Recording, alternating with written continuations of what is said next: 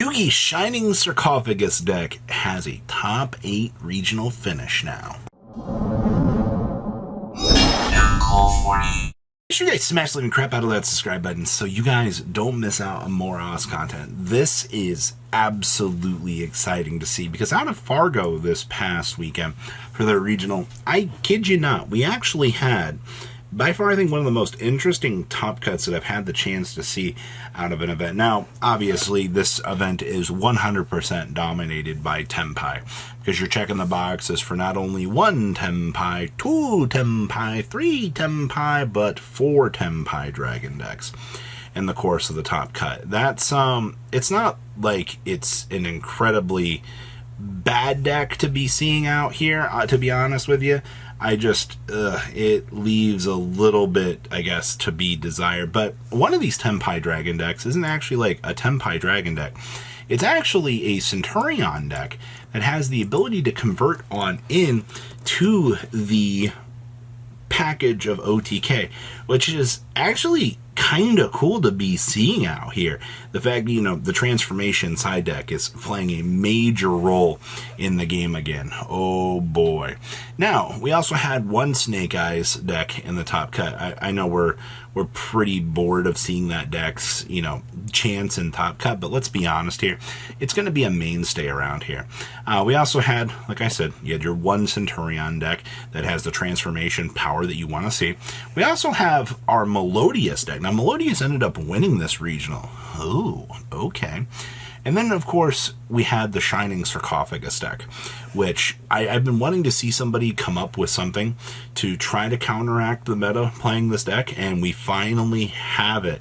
And there was a Volcanic deck present in the top cut for this as well. Shining Sarcophagus wasn't the only major interesting little challenger that decided to show its head out of the course of this event. I think that's amazing to see. Let's pass on over to those deck lists. Running our event here is the power of Melodious, and I will say that this is actually pretty freaking cool to see. Ostionato is such an insane card, and I think one of the major things that helps this deck be successful in the course of meta is people, you have to be a very good player to play this deck, in my opinion. You have to understand the interactions and things, but your full bounce boards with, you know, this card is actually insane. Also, this card is stupid when it does come up. I do see that these builds are testing out things like the Haggard Lizard Dose down here as well.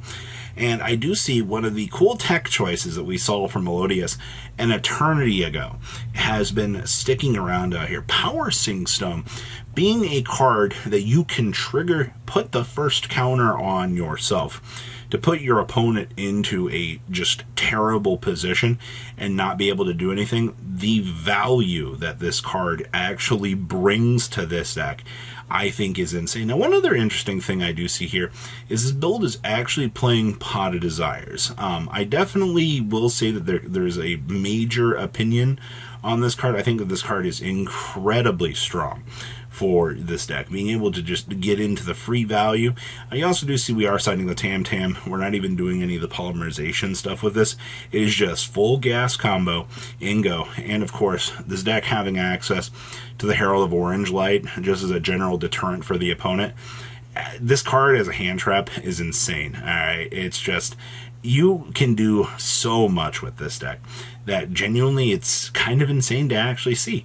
Outside of that, your hand traps are all present. Everything that you want to see here is good. And of course, we have one Tactiles built into the main deck here as well. Options, options, options. But it's all pretty straightforward. Okay.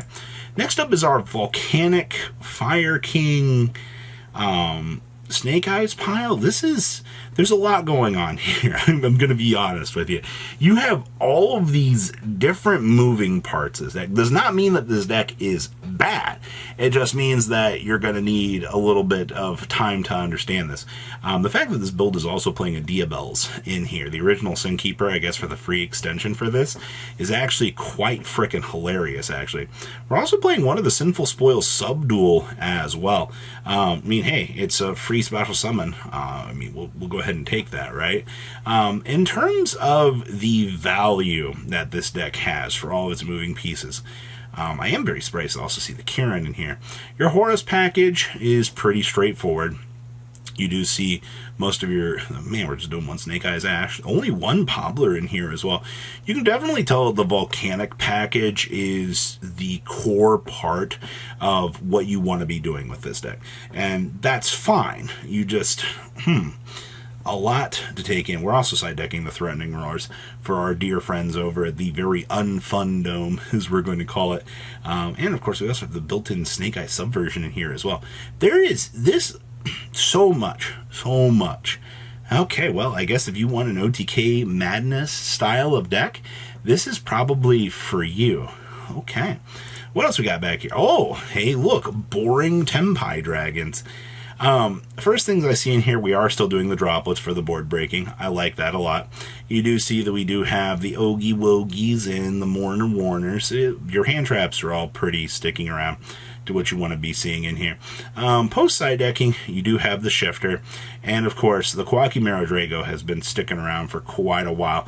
Drago's that card that, you know, you go first, you spheres on into, and you put your opponent into a bad position. It's kind of his entire job is to, you know, make sure that, you know, there is no light and dark monsters out here getting the chance to kind of ruin your day. I will say Floodgate monsters, pretty good. Also, you know, we've reached the point that Labyrinth can be a pain in the butt for this deck. So you have to play things like this to kind of equalize the odds in your favor, or it's going to be a bad time. Trust me, I've seen it. We do see the Samurai Destroyer, the Tzolk'in play on into the Crystal Wing has been sticking around a little bit more as well, and you do see Striker Dragon on into the SP. Okay. There's not a lot of other crazy excitement with this. I think most of what you're trying to do with this deck still kind of remains this, well, it's always going to be the same. It's just gas. 2 Fadra has been solidified forever. Actually, I don't think I've seen a single build playing 3 Fadra at all out here. We're just sticking to the absolute gas that is this. If you're trying to mess around with ratios, please don't. Stick to what you know. Now, there is the Centurion Horus Tenpai Dragon 15 card side in OTK your opponent here. Hilarity action combo deck. Basically, you still have the chance to do, you know, full... We don't even do the Calamity Lock in here. Yes, we do. There he is. So you just Calamity Lock roll your opponent, and then you can set up like a Dingrisu / Photon Lord next to it while, you know, you're on the Horus mode for what you need to do.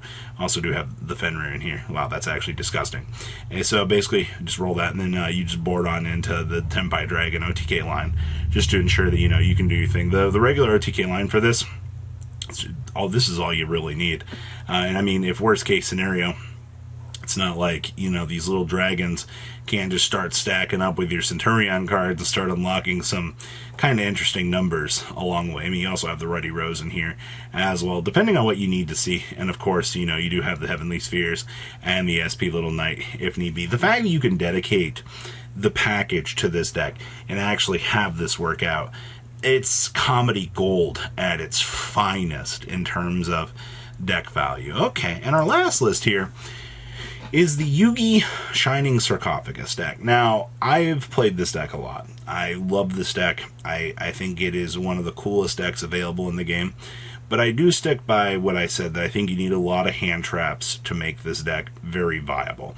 And that actually is kind of what you are seeing here. I mean, obviously Ashes, Shifters, and Imperms, but everything revolves around the Shining Sarcophagus getting the chance to do its thing. Also, only 2 turn silence. I can get behind this. I think this ratio is fine. Ties that bind as a 2 of, I don't know how I feel about that. I guess, like, if it is baiting an Ash, that's fine. You do a 2-2 split between these, which is fine. There is your Giga Gandora as a 2 of, and you do see that we do have the 1 more Marshmallow. And that honestly, having the 1 more Marshmallow, I think is fine, just as a tech choice. Down here on the side, you do see we have Crossouts, the Giant Space Rocks.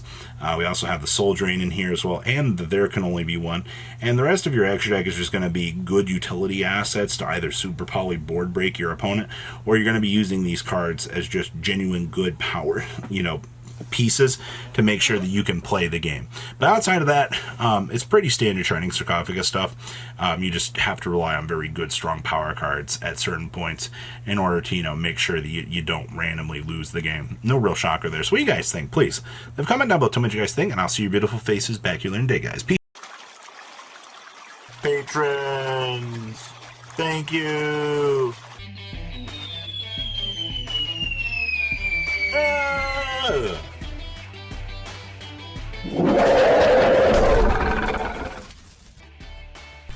Thank you so much for watching. Check out these other videos.